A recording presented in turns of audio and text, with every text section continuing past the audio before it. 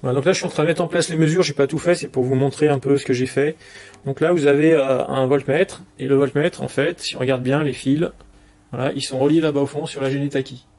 Voilà, donc ça va me permettre de connaître à tout instant la vitesse de rotation de mon moteur, donc je vais le mettre là, voilà, comme ça. Voilà. Ça c'est le wattmètre de tout à l'heure qui mesure la puissance qui rentre dans une phase du moteur asynchrone. Et là le wattmètre que j'ai commencé à pré-câbler, eh bien, alors, qu'est-ce qu'il fait? Il prend ces deux fils, et bien ces deux fils, c'est la tension qui va être produite ici par l'induit de la génératrice. Voilà. Et parallèlement à ça, j'ai mis un fil rouge et un fil noir qui partent là-bas au fond, qui vont loin loin. Ah bah ils sont pas encore branchés. Je vais les, pardon, ils sont là-bas quoi. Je vais les récupérer. Voilà, ces deux fils là, ils partent, ils descendent. Et mince, il y en a un qui est tombé. Je vais récupérer. Voilà, ils sont là tous les deux. Et là, je vais les brancher à une source qui va permettre de créer le courant d'excitation. Alors, le courant d'excitation, on va le trouver. Voilà, les deux fils en question, je vais vous montrer. Si on peut voir, c'est bien. Ils sont là. Voilà. Et je vais les brancher. Voilà, ici, j'ai une source, là. Fil rouge, fil noir, qui est capable de créer du courant d'excitation. Voilà. Alors... est-ce que je vais pouvoir vous montrer ça? Ça, on peut pouvoir le mettre en marche à peu près tout de suite pour vérifier. Donc le courant d'excitation, je vais le voir ici normalement. Il est affiché par cet ampèremètre là. Je vais zoomer un petit peu. Voilà. Donc je vais mettre en marche. Et puis j'ai une petite manette ici que je tourne. Et normalement ça devrait faire monter le courant d'excitation qui ne monte pas. Donc ça veut dire qu'il doit y avoir un fusible, grillé quelque part dans le circuit. Bon, je vais chercher le fusible grillé. Et puis je m'arrangerai pour que ça fonctionne. L'autre câblage que je vais vous montrer, c'est ici. Donc j'ai ramené, on va laisser comme ça. Donc j'ai ramené la tension génératrice là. Et une fois que j'ai la tension génératrice là, je vais l'emmener vers une résistance. Alors les résistances, c'est les mêmes que celles qu'on a utilisées pour le TP sur le transfo. Mais ce que je fais, donc là c'est le fil rouge. Et bien le fil rouge. Voilà, donc là c'est la partie voltmètre du wattmètre, mais ce que je fais c'est que la tension qui arrive ici, qui va débiter du courant, je la fais passer dans la partie ampèremètre du wattmètre, je ressors de la partie ampèremètre, voilà, et ça je vais brancher sur une résistance, voilà, et puis pareil, la tension, le moins de la tension normalement ici, qui est le fil bleu, voilà, je relie à ça, et ces deux fils là, voilà, ça je vais les emmener, je vais les brancher sur la résistance. Alors c'est où les bornes de la résistance? Les bornes de la résistance, je vais vous montrer. Voilà, elles sont là. C'est la rouge et la noire là qu'on a tout en bas. Alors je vais vous montrer ça. Bon, ça va bouger un peu parce que je fais les mouvements en même temps. Donc lui je mets ici. Et lui je mets ici. Voilà. Et actuellement, de toute façon, il n'y aura pas de résistance branchée. Ensuite, pour mettre plus ou moins de résistance, ça va être comme dans le TP sur le transfo. Est-ce que je vais pouvoir monter là? Non, ça marche pas là. Bon, c'est embêtant. Je peux pas utiliser le pied facilement. Je vais mettre là. Voilà, donc en fait, c'est en commutant des boutons comme ça que je vais mettre plus ou moins de résistance. Donc là, j'ai mis 25% de résistance. On peut mettre 25 plus 25, 50, etc. On peut mettre plus ou moins de charge sur le moteur comme ça. Voilà. Bon, le câblage est a priori tout en place. Ce que je vais faire, je vais enquêter pour savoir pourquoi j'ai pas de courant d'excitation. Et puis dès que j'ai trouvé, je remets la vidéo. À tout de suite. Voilà, donc j'ai enquêté et j'ai trouvé effectivement donc dans ma source de courant d'excitation ici, il y a un fusible qui était grillé. Voilà. Donc je l'ai changé et normalement ça marche. Alors on va vérifier quand même que ça marche. Donc là c'est le marche-arrêt. Voilà, là c'est éteint, là c'est en marche. Et maintenant je tourne la manette. Vous la voyez la manette, ouais. Voilà. Je tourne la manette et ça fait monter les volts et les ampères. Donc cette fois il passe à peu près 0,5 ampères. Voilà, de toute façon il ne faut pas trop dépasser 0,5 ampères dans cet enroulement, mais comme ça on va pouvoir magnétiser la machine. Alors ce qu'on va faire, on va démarrer au début, je vais éteindre la source, comme ça elle ne sera pas magnétisée. Donc il n'y a pas de courant d'excitation, et puis on va voir ce qui se passe quand même, on va regarder ce que ça produit. Alors on va se remettre sur nos appareils là, qui permettent de tout contrôler normalement. Voilà, alors il y en a qui se sont éteints depuis, mais c'est pas grave, on va les rallumer. Voilà, donc actuellement ma génératrice produit 0 volts. mon moteur tourne à 0 tour minute. Et normal parce qu'il n'y a rien qui... Il n'y a pas de triphasé qui arrive dans le moteur asynchrone. Et donc le rotor, d'ailleurs, on le voit ici, il est à l'arrêt. Hein. On a du mal à tout voir d'ici. Ouais, ça va être dur de tout voir. On va peut-être monter ça. Comme ça. Voilà, comme ça, vous voyez le rotor. Vous voyez un peu tout là. Enfin, presque tout. Que j'ai trouvé. Ok. Alors, on va mettre sous tension et on va regarder ce qui se passe, puis je vais vous faire un petit commentaire. Voilà, bon là on retrouve les 89,8 volts, 89,9 même. Sur celui-là, on a les consommations qu'on avait tout à l'heure, un petit peu plus, c'était 80 watts, mais enfin bon, ça n'a pas trop changé. Voilà, par contre, la Genie ici produit 18,4 volts. Le courant c'est 0, là je pense que c'est une erreur de mesure de l'appareil, hein, si on branche rien. Est-ce qu'il met 0 ? Voilà, il devrait afficher que des 0, bon, il n'est pas parfait on va dire. Et 18,4 volts, alors qu'il n'y a pas de courant dans le... Il n'y a pas de courant dans l'excitation de la machine à courant continu, parce que j'ai coupé le générateur. Et en fait, il y a quand même de la tension produite, donc ça veut dire qu'il y a quand même un peu de champ magnétique dans cette machine, là-bas au fond, hein, dans ce temps réel, là, voilà. Et en fait, c'est le champ magnétique rémanent, c'est-à-dire que la ferraille qui est dedans a de la mémoire magnétique, faiblement, mais un petit peu quand même, et donc même s'il n'y a pas de courant d'excitation, eh bien il y a quand même un peu de champ magnétique dans cette machine. Mais ce que je vais faire maintenant, eh bien je vais éclairer alors on va remettre sous tension pour faire tourner le moteur, hein, pas de problème. On va mettre le triphasé sous tension. Et ensuite, ce que je vais faire, je vais mettre sous tension la source d'excitation pour augmenter le champ magnétique dans la machine à courant continu. Voilà. Alors on va faire ça. On est parti. Je mets sous tension le triphasé. Voilà, je retrouve mes 18 volts. Et maintenant, j'enclenche le courant d'excitation. Voilà. Et là, vous voyez que la tension est montée à 198 volts. Parce qu'il y a beaucoup plus de champ magnétique dans la machine. Voilà. Et ce que je vais faire maintenant, je vais tourner la manette du courant d'excitation pour augmenter le courant d'excitation jusqu'à ce que, sous l'effet de la rotation, la machine à courant continu produise du 240 volts parce que c'est sa tension nominale. Voilà, on va aller jusqu'à 240. Voilà. Donc là, elle produit 240 volts. Voilà, il y a une puissance négative, mais je pense que c'est tout est faux, ça. De toute façon, 0,3 watts, c'est négligeable. Et normalement, le courant devrait être nul puisque j'ai aucun élément de source commuté. Voilà. Donc, voilà, 240 volts. Bon, la manette, bon, vous faites confiance, j'ai tourné ça. Maintenant, ce que je vais faire, je vais aller ici, là, et je vais mettre une charge. Voilà, pardon. Voilà. Alors, je tourne un bouton là, en bas, dessous là. Voilà, je sais pas si vous voyez. Et voilà. Alors, vous voyez, il se passe des choses. Alors, je vais remontrer ce qui se passe. J'ai regardé ici la machine qui freine. Eh bien, on voit qu'elle freine plus parce que vous voyez, elle est un peu secouée. Elle est entraînée par la rotation du moteur. Voilà. Elle se met à freiner beaucoup plus.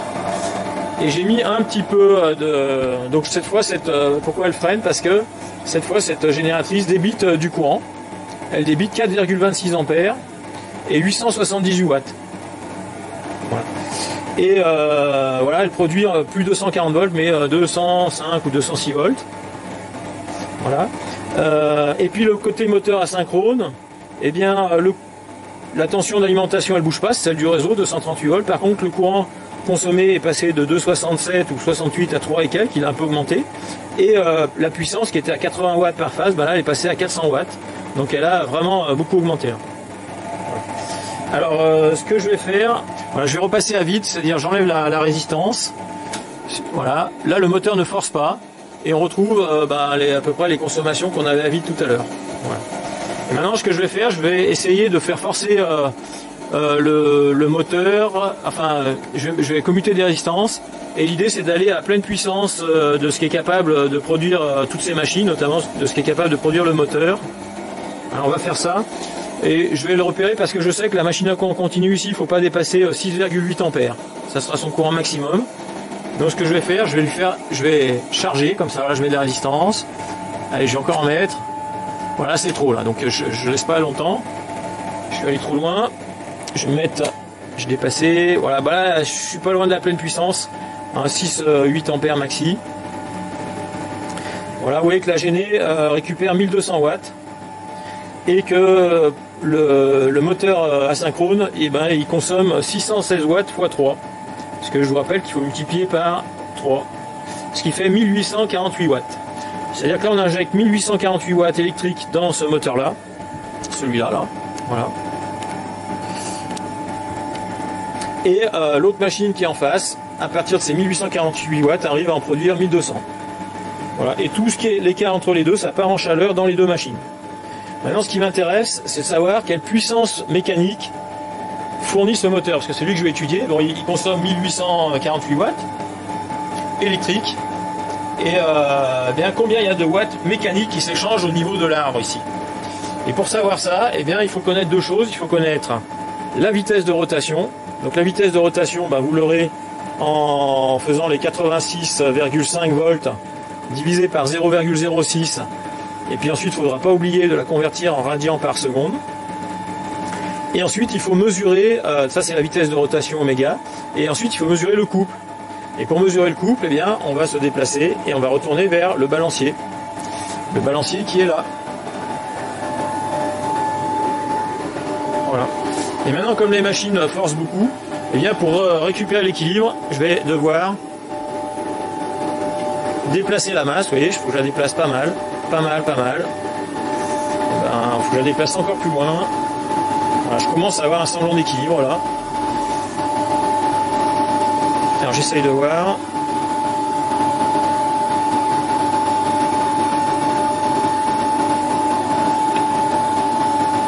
Voilà, donc c'est à peu près équilibré. Et cette fois on voit que la masse, eh bien j'ai dû la déplacer de 51 cm. Donc ça fait 0,51 mètres. Multiplié par les 20 newtons de cette masse, ça vous donnera le couple, cette fois qui s'échange entre les deux machines.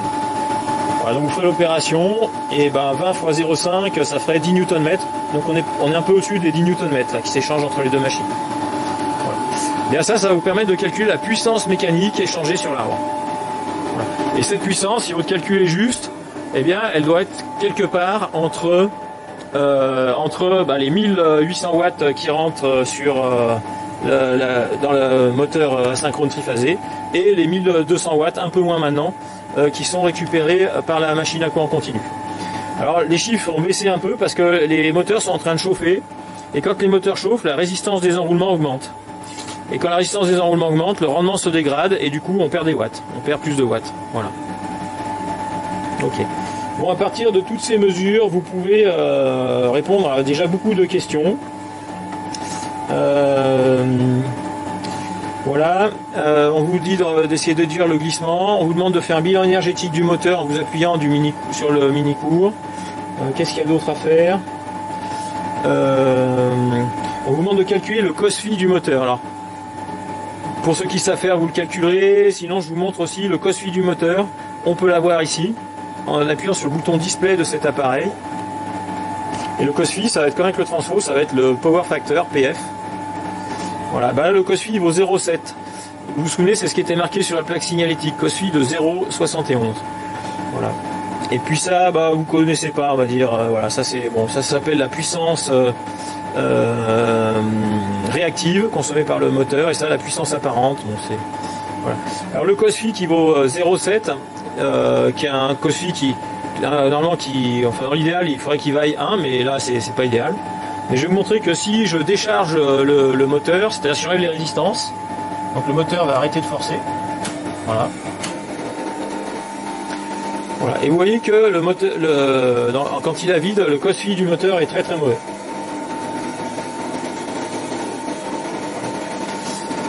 Alors à partir de là, maintenant, il y a la dernière étape où, plutôt que d'étudier seulement le fonctionnement, je vais recouper le moteur.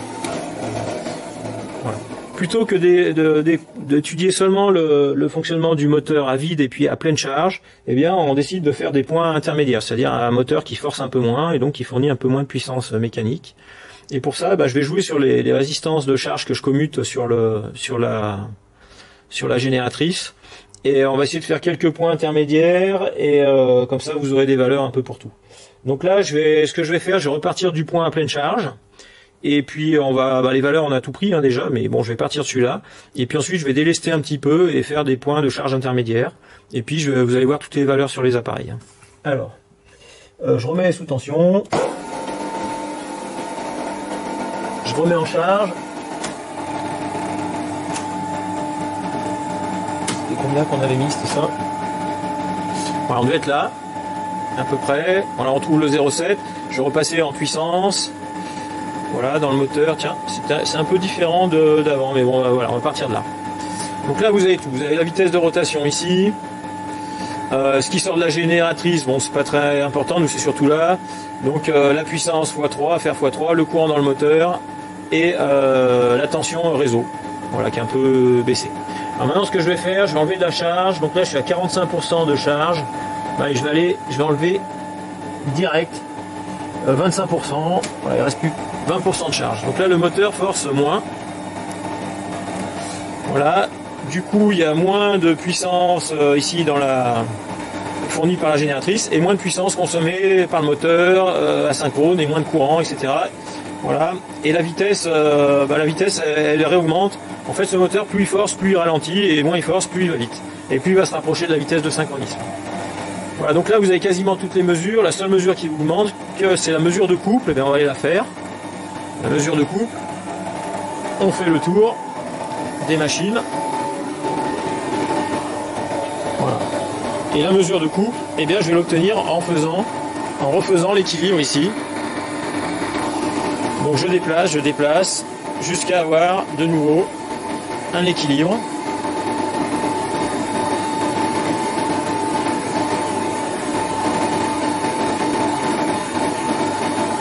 Voilà, donc cette fois, pour ce point de fonctionnement, l'équilibre, il est à 28,5 cm. On dit à 28,5 cm. Voilà, donc à convertir en mètres, à multiplier par 20, et ça vous donnera le coût échangé par les machines. Voilà. Allez, on va revenir sur la table. Et puis on va faire un nouveau point de fonctionnement avec un peu moins de charge. Alors là j'étais à 20%, on va passer à 10%, on va mettre 2 fois moins. Alors, le moteur est plus faiblement chargé. Donc la conso c'est 235 watts x 3. Ah, j'ai oublié le COSFI sur l'autre. Ah oui, mince. Pardon, excusez-moi. On revient sur le 20%. Juste 5 secondes, j'ai oublié le facteur de puissance. Display. Voilà, le facteur de puissance il vaut 0,5. Voilà, donc là je suis à 20% de charge. On va repasser maintenant, je vais faire 10% comme j'ai dit. Voilà. Donc à 10%, le COSFI il tombe à 0,36. La puissance c'est 234 x 3 pour le moteur asynchrone. Le courant moteur dans une phase c'est 2,77 ampères, quasiment celui qu'on avait à vide, et puis 238 volts. Qu'est-ce qu'on voit d'autre aussi? La Géné produit plus que 414 watts. Voilà, sous 222 volts. Et puis la vitesse de rotation, vous la calculez, hein, elle est donc à partir de 88,9, là, 89 volts, divisé par les 0,06 pour avoir la rotation en tours par minute. La vitesse de rotation. Allez, on va faire la mesure de couple. La mesure de couple, on y retourne. Donc cette fois, il faut que je redéplace la charge.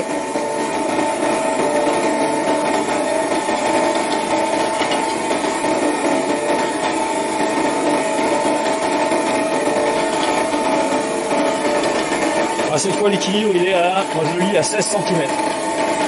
Enfin, pas chipoter. Hein. Donc 16 cm à convertir en mètres, à multiplier par 20 newtons. On va faire un dernier point de mesure. Je vais l'attacher parce que sinon elle s'en va. Allez, on va faire le dernier point. Le dernier point, donc, tiens, je vais montrer un petit peu les commutateurs. Voilà, ils sont là. Donc je vais changer, je vais enlever, là j'étais à 10%, là. J'enlève le 10% et je mets juste 5% de charge, c'est la plus petite charge que je puisse mettre. Et puis on va regarder tous les appareils de nouveau. Alors la vitesse de rotation, c'est 89,4 volts à convertir. Le moteur consomme plus que 160 watts x 3, ou 160 watts par phase. Le courant dans une phase, c'est 2,7 ampères de 71. La tension entre phase et neutre ne bouge pas, c'est celle du réseau. Voilà, et la machine à courant continu produit plus que 200 watts. Voilà, le COSFI, on va mettre le COSFI, il vaut plus que 0,25. Voilà. Et on va faire le couple. Le couple, donc on retourne au couple. Voilà, bah là je suis au couple. Alors,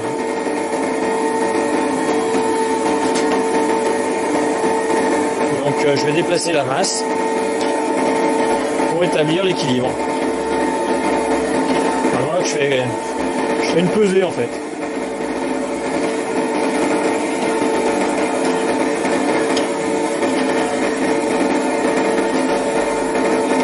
Et le couple, on va l'adjuger à 9 cm et demi. 9 cm et demi. Voilà, à convertir en mètres et à multiplier par 20 newtons. Voilà. Et puis ensuite, par acquis de conscience, je vais refaire le point à 0 charge. Voilà. Donc là, le moteur force pas ou quasiment pas. Le couple, on a vu qu'il vaut dans ce cas-là à peu près 1 cm de déplacement de la masse. On retrouve le 89,8, 89,9 volts, c'est-à-dire le moteur qui tourne quasiment à la vitesse du champ tournant. Voilà, et puis on doit retrouver les puissances du départ. Voilà, on avait de l'ordre de 80 watts par phase, bon, c'est monté un petit peu, mais c'est parce que les résistances qui sont les résistances du moteur là à l'intérieur, elles ont dû chauffer un petit peu depuis, et elles ont augmenté, puis voilà, ça dégrade le rendement. Voilà à peu près ce qui se passe. Et on retrouve à peu près le courant qu'on avait au début qui valait donc 2,67 ampères. Ben voilà, donc là vous avez de quoi tracer toutes les courbes et répondre à toutes les questions qui sont dans cette dernière partie de votre TP sur les moteurs électriques. Voilà.